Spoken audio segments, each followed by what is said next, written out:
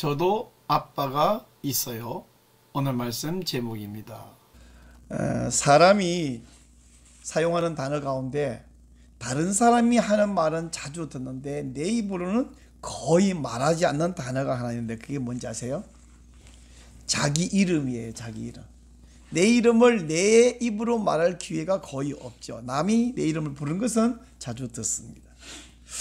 자, 근데 이름 외에도 저는 다른 사람이 부르는 말은 자주 듣는데 내가 내 입으로는 한 번도 말해본 기회가 없는 단어가 하나 있는데 그게 뭔지 아세요? 아빠라는 단어입니다. 제가 어릴 때 우리 집에는 아빠가 없었어요. 아빠는 없고 대신 아버지가 계셨습니다. 아빠와 아버지는 같은 분인가요? 다릅니다. 아버지는 무섭고 엄한 분이에요. 근데 그 엄하고 무서운 아버지도 내가 20살 되는 해에 돌아가셨어요. 아버지가 돌아가신 이후에 아버지 대신에 저에게 아빠가 생겨났는데 저의 새 아빠는 어머니가 다시 결혼해서 생긴 새 아빠가 아닙니다. 그 새로운 아빠는 바로 하나님 아빠입니다. 하나님 아버지를 갑자기 아빠라고 하면 여러분이 조금 의아하게 느낄 수 있겠습니다. 그런데 사도 바울이 하나님 아버지를 우리 아빠라고 말을 하고 있습니다. 예수님을 믿는 순간 우리의 신분이 바뀌죠. 원래는 지옥 갈 죄인이었는데 지금은 천국에 들어갈 자격을 얻었어요. 그것도 천국에 겨우 문 앞에 겨우 들어갈 그런 자격을 얻은 것이 아니라 하나님 아빠의 자녀의 자격을 얻어서 당당히 천국에 들어갑니다. 왜냐하면 우리는 예수님을 영접하는 순간 뭐가 돼요? 하나님의 자녀가 되는 권세를 얻었다. 요한복음 1장 12절에서 말씀하고 있습니다. 우리는 원래 하나님의 자녀가 아닌데 하나님이 우리를 입양해 주셔서 우리는 자녀가 되었어요. 그래서 하나님의 양자가 되었습니다. 원래 양자가 되면 원래 자녀가 아니다가 양자가 되면 처음에는 관계가 약간 서먹할 수 있는데 하나님께서 양자가 된 우리에게 아빠라고 부르라고 했어요. 로마서 오늘 읽은 말씀 8장 15절 우리 한 번 더 읽겠습니다. 시작. 너희는 다시 무소하는 종의 영을 받지 아니하고 양자의 영을 받았으므로 우리가 아빠 아버지라고 부르짖느니라. 여기 아빠라는 말은요 아람어예요. 아람어라는 말이 익숙하지 않은 분들이 있을 텐데 예수님 시대의 세계 공용어는 헬라어였죠. 근데 그 동쪽 지역 동양 쪽에서는 아람어가 통용되고 있었기 때문에 예수님 시대의 갈릴리 사람들은 아람어를 주로 썼고 국제 언어로는 헬라어를 썼어요. 그러다 보니까 신약 성경 같은 경우는 헬라어로 기록됐는데 중간중간에 아람어가 등장해요. 그래서 성경 읽다 보면 뭐라고 해놓고 이 단어를 번역하면 무슨 뜻이라 할 때 우리는 한국말로 쓰니까 번역도 안 번역도 다 한국말로 쓰니까 번역하면 이게 뭐 의미가 있는지 모르잖아요. 근데 헬라 원문에서는 헬라를 쭉 쓰다가 갑자기 아람어를 한 단어 턱 써놓으니까 헬라 인사는 모르잖아요. 그러니까 번역하면 하고 헬라를 번역했다는 뜻이에요. 그래서 신약 중간중간에 아람어가 가끔 등장하는데 이 아람어로 아빠라는 말은 우리나라 말 아빠하고 똑같아요. 그 젖된 유아들이 아버지를 아빠 그러면 어머니를 뭐라 그랬을까요? 우리나라 말에는 엄마죠. 이 아람어는 임마, 엄마, 임마 이렇게 불렀다는 거예요. 신약 성경에 이 아빠라는 단어가 딱 3번 등장해요. 이 아람어로 첫 번째 이 아빠라는 말을 쓴 것은 누구냐면 예수님이 겟세마네 동산에서 아빠라는 말을 썼어요. 겟세마네 동산 가기 전에 최후의 만찬을 하셨잖아요. 제자들의 발도 씻겨주고 그리고 예수님이 기도를 하시는데 요한복음 17장에는 기도문이 길게 나와요. 그 긴 기도문을 우리가 읽으면서 대제사장의 기도 이렇게 이제 별명을 붙여서 부르고 하는데 근데 그 요한복음 17장 안에 아버지라는 말이 20번이 나와요. 그러니까 대제사장으로 기도할 때는 하나님을 예수님이 아버지라고 불렀는데 바로 그 다음 겟세마네 동산에 가서 기도할 때 예수님께서 이렇게 말했습니다. 자, 마가복음 14장 36절 시작. 이르시되 아빠 아버지여, 아버지께는 모든 것이 가능하오니 이 잔을 내게서 옮기시옵소서. 그러나 나의 원대로 마시옵고 아버지의 원대로 하옵소서. 겟세마네 동산에 가서 기도할 때는 아까는 아버지, 그런데 이번엔 아빠 아버지라고 말합니다. 예수님이 지금 가장 마음이 힘들고 괴롭죠. 사실 십자가에 가서 못 박히는 것도 괴롭고 채찍에 맞는 것도 괴롭지만, 사람이 무방비로 당하는 거하고 어떻게 될지 뻔히 아는데 불구하고 지금 도망갈 수도 있고 피할 수도 있는데 스스로 안 피하고 있는 그가 어느 게 더 힘들까? 다 힘들지만 지금 예수님 마음이 너무 힘들고 괴로울 때, 바로 그럴 때에 아빠라고 불렀습니다. 우리도 하나님 앞에서 너무 힘들 때 하나님을 향해서 내 아빠라고 부를 수 있는 이런 믿음이 생기지 않습니까? 자, 예수님이 처음으로 하나님을 보고 아빠라고 불렀는데, 사도 바울이 우리에게도 하나님이 아빠가 된다고 아까 본 이 로마서에서 말하고 있죠. 또 로마서 8장 15절만 이렇게 말하는 것이 아니라 갈라디아서 4장 6절에서 한 번 더 말씀합니다. 시작. 너희가 아들임으로 하나님이 그 아들의 영을 우리 마음 가운데 보내사 아빠 아버지라 부르게 하셨느니라. 야, 성경에 아빠, 하나님 창조주 하나님을 아빠라고 불렀다. 아버지, 우리 하나님을 아버지라고 부르는데, 아버지하고 아빠는 같은 분일까요? 같은 분이지만 다른 분입니다. 제가 서두에 말한 대로 저에게는 아버지는 계셔도 아빠는 없었어요. 저는 다른 사람이 자기 아버지를 아빠라고 부르는 거 보면 되게 부러웠어요. 근데 지금 여러분, 저에게는 아빠가 있습니다. 하나님이 저에게 아빠예요. 친근한 아빠, 나를 사랑하는 아빠, 내 편 되시는 아빠입니다. 아빠는 내게 필요한 것을 주십니다. 아빠는 내가 실수해도 또 용서해 주십니다. 남들 눈에는 내가 별로 예쁘게 안 보여도 아빠 눈에는 내가 가장 예쁘게 보여서 나를 예쁘다고 해 주십니다. 저뿐 아니에요. 여러분도 마찬가지입니다. 여러분에게도 하나님은 아빠이십니다. 하나님은 엄격하고 무섭고 심판하고 벌주고 때리는 하나님이 아니라 다정한 아빠입니다. 하나님은 저와 여러분이 얼마나 사랑스러운지 사랑스러워서 어쩔 줄 몰라 하시는 아빠입니다. 하나님은 여러분을 가장 예뻐하시고 가장 자랑스럽게 여기시는 아빠입니다. 하나님이요, 저와 여러분의 아빠가 되시려고 비싼 대가를 치르셨어요. 원래 우리가 죄의 노예, 사탄의 노예가 되었을 때에 저와 여러분을 대신해서 예수님, 독생자 예수님을 죽게 하심으로 저와 여러분의 죄 문제를 해결해 주셨어요. 그리고 저와 여러분을 입양하여 양자가 되게 해주셨어요. 지금 하나님은 하나님의 얼굴을 우리에게 다정하게 바라보시면서 우리들어 해봐, 아빠 해봐, 아빠 해봐, 아빠라고 부르라고 말씀합니다. 우리 아빠 하나님은 우리를 정죄하지 않으셔요. 오히려 변호하십니다. 누가 우리의 실수, 죄, 잘못된 거, 더러운 거, 부끄러운 거 지적하면서 죄라고 말하면 우리 아빠 하나님이 예수님의 십자가를 가리키면서 말씀합니다. 그 죄값 이미 다 치렀다.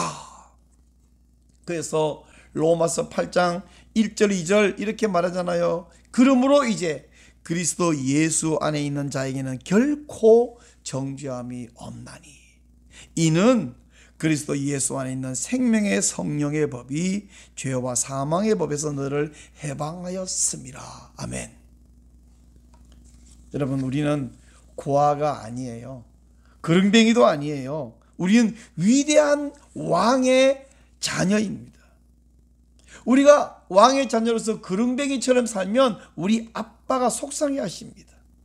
그래서 누가복음 18장에서 예수님은 우리에게 기도하고 낭망하지 말라고 이런 이야기를 들려주셨습니다. 어떤 도시에 한 가난하고 남편 없는 여인이 있었습니다. 한 맺히고 억울한 일을 당했어요. 그래서 이 한 맺힌 여자가 고을 원님에게 찾아가서 자기 원한을 좀 풀어달라고 합니다. 그렇지만 번번이 무시당했어요. 귀찮아, 비켜 저리 가.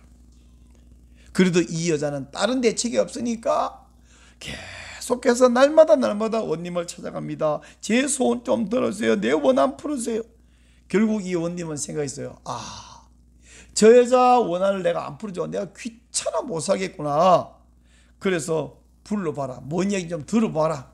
소원을 풀어줘라. 이렇게 해서 풀어주었습니다. 예수님이 이 이야기를 들려주신 것은 우리도 하나님께 자꾸 매달리면 하나님이 귀찮아갖고 얘냐 먹고 떨어져라 이렇게 풀어준다는 말일까요? 우리 하나님을 그렇게 말하면 하나님을 모독하는 거죠. 예수님이 이 말씀을, 이 과부 이야기를 해준 다음에 말합니다. 불의한 재판관도 이 과부의 소원을 들어주는데 하물며 너희 아빠가 너희 소원을 안 들어주겠냐? 그러니까 우리 하나님은 불의한 재판관 같이 그렇게 뻣뻣하다가 하도 매달리며 들어주는 그런 아버지가 아니라 그런 사람도 들어주는데 하물며 아빠가 안 들어주겠냐? 그러니까 우리가 하나님 아빠에게 기도하지 않으면 오히려 아빠를 무시하는 것이고 인정하지 않고 멸시하는 것이니까 하나님 아빠에 가서 기도 잊지 말고 하세요. 이게 예수님의 말씀입니다. 작년에 제가 한번 설교 시간에 말한 적이 있어요. 하나님이 우리 기도를, 내 기도를 글자 그대로 응답하셨다 간증한 적이 있는데 지난주에도 그런 응답을 받았습니다. 우리 용인의 국회의원 4명 중에 정춘숙 의원이 있습니다. 이분이 건강가정기본법이라는 법안을 발의했어요. 제목은 참 좋잖아요. 건강가정기본법. 근데 이 안에 무슨 숨겨진 독소조항이냐면 건강가정 이렇게 말할 때는 건강하지 않은 가정이 있다는 거예요. 이 이야기 안에 뭐가 문제냐면 가정의 정의를 삭제해버리고요. 앞으로는 다양한 형태의 가정을 인정한다. 이런 독소조항이 있습니다. 이게 왜 독소조항이냐면 이제는요. 한 남자와 한 여자가 결혼해서 가정이 되고 물론 부부가 죽고나면 그 남은 자녀도 소년 소녀도 하나의 가정으로 그대로 유지되겠죠. 근데 이제는 동거만 해도 가정이 되고요. 이렇게 되면 동성애자들도 합법적 가정이 되는 거예요. 이건 차별금지법을 통과시키려고 계속 시도하다가 여러 번 저지당하니까 이제 차별금지법 대신에 이런 건강가정기본법이라 그래서 동성애를 합법화하려고 하는 우회 전략입니다. 지난 17일에 지난주 수요일인데 이 정춘숙 의원이 국회에 여성가족위원회의 위원장인데 자기 그 여가위에서 이 법안을 심의한다고 하는 소식이 들렸습니다. 이 문제 앞두고 우리가 계속 기도했죠. 여러 가지로 노력도 시도했죠. 근데 다 무시하고 결국엔 추진해 나간다고 하길래 이것을 놓고 간절히 기도했어요. 특별히 하루 전날 기도하면서 이렇게 기도했습니다. 하나님, 다니엘이 들어간 그 사자굴에 사자의 입을 봉해버리신 하나님이 이 정춘숙 의원과 여가위의 위원들의 발언을 막아주시옵소서. 열심히 기도했습니다. 그리고 17일 아침에 영하 10도가 되는 날씨에 목사님들 수십 명이 정춘숙 용인 사무실 앞에서 우리가 기자회견을 하고 이 법안을 규탄하고 철회를 요구하는 성명서를 발표했습니다. 그리고 우리끼리 이런 이야기 했어요. 우리가 이런 일을 해도 저 사람들은 우리를 다 무시하고 막 밀어붙일 거예요. 정춘숙 개인의 의견이기도 하겠지만 그보다 먼저 저 당의 당론일 겁니다. 근데 우리는 여러 가지로 계속해서 노력하고 속된 말로 투쟁을 계속해야 됩니다. 이런 이야기를 했어요. 근데 그날 오후에 들려온 소식이 뭐냐면 그날 소위원회에서 이 법안을 심의를 하지 않았다는 거예요. 다루지 않았다는 거예요. 그 말 듣는 순간 하나님이 내 기도를 글자 그대로 응답하셨구나. 저는요, 하나님이 다니엘이 들어갔을 때 그 밤새 사자의 입을 봉해버렸다. 입을 어찌 봉했을까? 박스 테이프로 발랐지는 않았을 거잖아요. 그죠? 아니면 하나님이 사자들의 특별을 망가뜨렸을까? 아니면 입맛 식욕이 싹 사라지겠을까? 아니면 사자가 밤새 끙끙 몸살을 앓게 했을까? 어떻게인지 모르겠지만 하나님이 입을 막았다고 다니엘이 말했는데, 왜 이 사람들이 이 법안을 그날 심의하기로 했다가 안 했는지 저는 모르겠어요. 사실 다 할 필요 없죠. 확실한 것은 안 했다는 거죠. 하나님께서 글자 그대로 그들의 입을 막아버렸습니다. 사랑하는 여러분, 여러분의 필요가 뭐예요? 소원이 뭡니까? 아빠에게 이야기하시기 바랍니다. 어떤 기도는 우리 하나님이 볼 때에 그대로 이루어지면 안 되거나 욕심꾸러기 같은 기도도 있어요. 어떤 기도는 엉뚱한 기도도 있어요. 하나님 입장에, 내 입장에서 말이 되는데 하나님 입장에서 말이 안 되는 경우도 있어요. 그러면 하나님이 혼내시느냐? 아니에요. 부드럽게 타일러서 깨닫게 해주시고 그 기도 내용을 바꾸도록 해주시고, 하나님이 결국 바꾼 기도에 응답하시고 이렇게는 하시겠지만, 야야야 그걸 지금 기도라고 하냐? 그렇게 야단치는 하나님이 아니고 혼내지 않는 줄로 믿습니다. 이제 우리 하나님 아버지는요, 우리를 가족으로 대하여 주기 때문에 우리 하나님의 가족끼리, 하나님의 자녀끼리도 또한 가족으로 살아야 되는데, 아버지의 자녀와 아빠의 자녀는 달라요. 어떻게 다르냐? 아빠의 자녀는 아빠의 품 안에 있습니다. 제가 야곱의 12아들을 생각해 보니까 야곱 아들 가운데 10명은 아버지의 아들인데 요셉과 베냐민 둘은 아빠의 아들이에요. 우리는 모두 아버지의 자녀이기도 하겠지만 우리는 아빠의 자녀, 아빠의 아들, 아빠의 딸입니다. 그러니까 우리는 모두 다 한 가족이에요. 이 땅에서도 한 가족이지만 영원한 천국에 가서도 우리는 한 가족으로 살 것입니다. 여러분, 한 가족은 서로 끔찍하게 아끼고 사랑하는 것이 당연해요. 한 아빠의 자녀는 서로 안부를 챙기고 가족을 기쁘게 하려고 애를 씁니다. 가족 하나가 아프면 같이 아프고 같이 걱정합니다. 서로 잘 되기를 격려하고 기도합니다. 우리나라 말에 못된 속담이 하나 있죠? 사촌이 논을 사면 배가 아프다. 근데 사촌이 잘 되면 배가 아프지만 한 아빠의 아들, 가족은 형제가 잘 되면 안 먹어도 배가 부르는 것이 아빠의 자녀예요.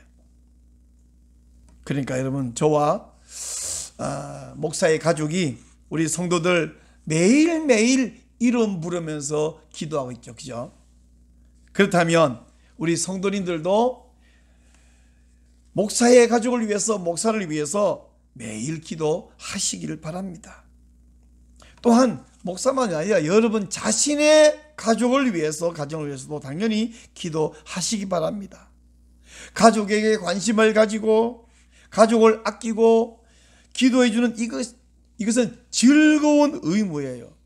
그래서 이 즐거운 의무를 잊지 마시라고 요즘 우리가 천사 게임 하고 있잖아요. 2월 말까지 우리가 특별히 하자. 딱 한 주가 남았으니까 좀 더 집중해서 사랑을 베풀고 기도해주고 관심을 보여주고 상대방이 나 때문에 행복해지도록 그렇게 할 때 사실은 해보면 이미 경험했겠지만은 주는 사람이, 베푸는 사람이 베품을 받는 사람보다 더 복되고 더 행복하죠. 그래서 천사 역할 잘 감당해서 여러분 모두가 행복을 누리시기를 간곡하게 부탁드립니다. 우리가 서로 사랑하면 그것이 바로 무슨 증거라 그랬어요? 우리가 예수님의 제자임을 나타낸다. 예수님은 그것으로 제자임을 인정해주고 세상 사람들도 너희가 내 제자인 줄 알리라 그랬잖아요. 또 한 가지 더, 가족은 가정을 함께 세웁니다. 요즘은 뭐 한 가정에 자녀가 하나 둘인데도 많지만 또 가끔 드물게 8남매, 10남매 이런 집이 가끔 있어요. 그죠? 그 막 뉴스에 나오죠.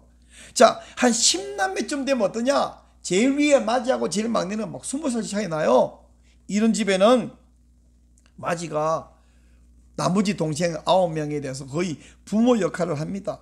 동생 공부도 돌봐주고 또 음식도 챙겨주기도 하고 뭐 더 어린 애기는 목욕도 시켜주고 같이 놀아주기도 하고, 어떤 집 보니까 마지가 승합차 12인승 딱 운전하니까 다의 동생들 쫙 되게 하나 가득이더라고요. 그렇게 운전도 해주고 함께 하면서 자녀를 돌보면서 가정을 세워나가요.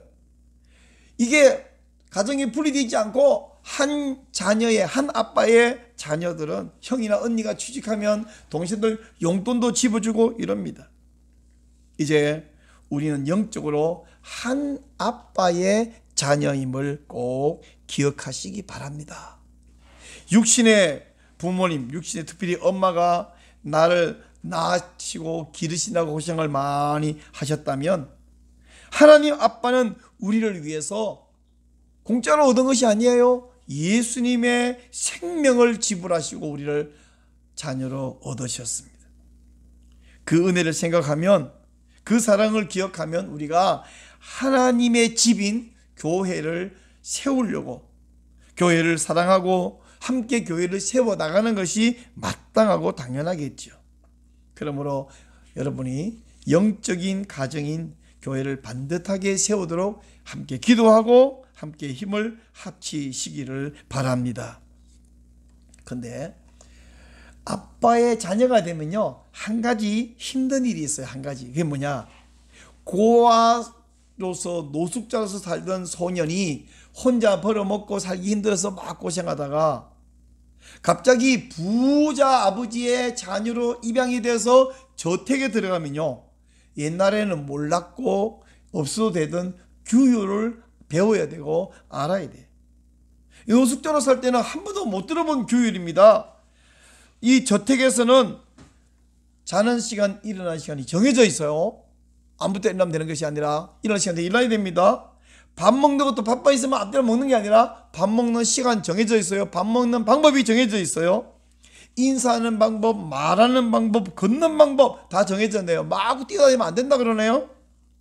공부도 하라고 그러네요. 그리고 규율을 잘 안 지키면 어떡하냐? 아빠가 부드럽게 타이르고 설명하겠지만 계속해서 규율을 어기면 정해진 벌칙이 있네요. 그걸 보고 징계라고 합니다. 하나님 아빠가 마찬가지로 우리에게도 이러이러한 내 자녀 이렇게 살아야 한다, 규율이 있네요. 규칙이 있습니다. 근데 그렇게 하지 않으면 우리를 징계하시는데, 우리를 징계하는 이유는 나를 미워해서 내가 친자식이 아니어서가 아니라 내가 하나님의 자녀라고 하는 증거입니다. 자, 히브리서 12장 8절인데 시작. 징계는 다 받는 것이거늘 너희에게 없으면 사생자요 친아들이 아니니라. 징계를 받으면 힘들고 고통스럽습니다. 하지만 그런 고통은 손해가 아니라 복되고 영광스러운 결과로 이어지는 것을 믿으시기 바랍니다. 우리를 입양하신 하나님 아빠는 우리를 고아처럼 살도록 내버려 두지 않습니다. 오히려 우리를 멋진 아들과 딸로 만들고 싶어 하십니다. 이제 여러분 눈을 잠시 감아 보세요.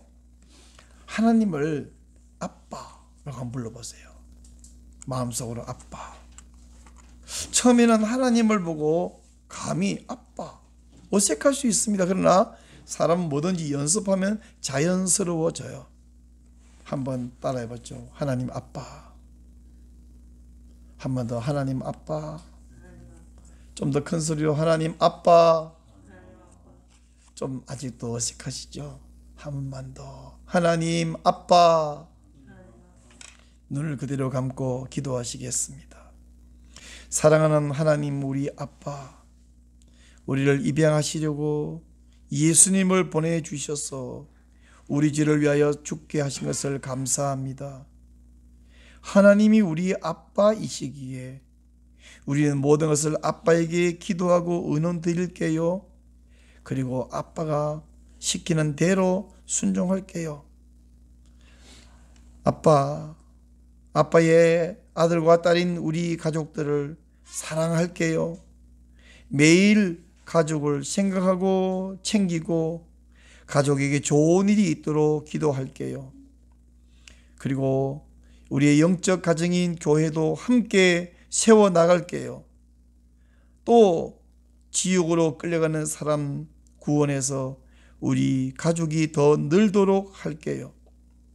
저는 아빠의 규율을 잘 배워서 순종하도록 할게요.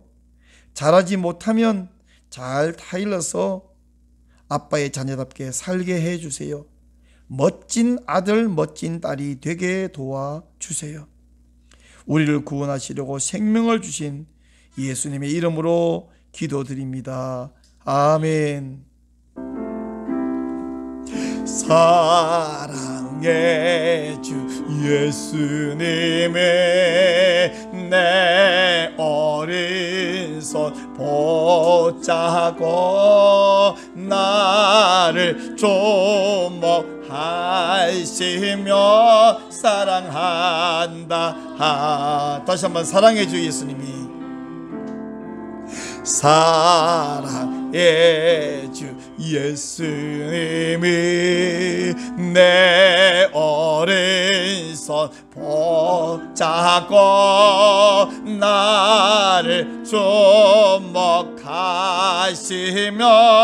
사랑한다 하신 사랑의 예수님, 사랑의 예수님, 사랑의 예수님, 사랑의 예수님, 날 사랑하시네. 사랑의 주 예수님이 내 어린 손 붙잡고 나를 주목하시며 사랑한다 하시네. 사랑의 예수님, 사랑의 예수님, 사랑의 예수님, 사랑의 예수님, 날 사랑하시네.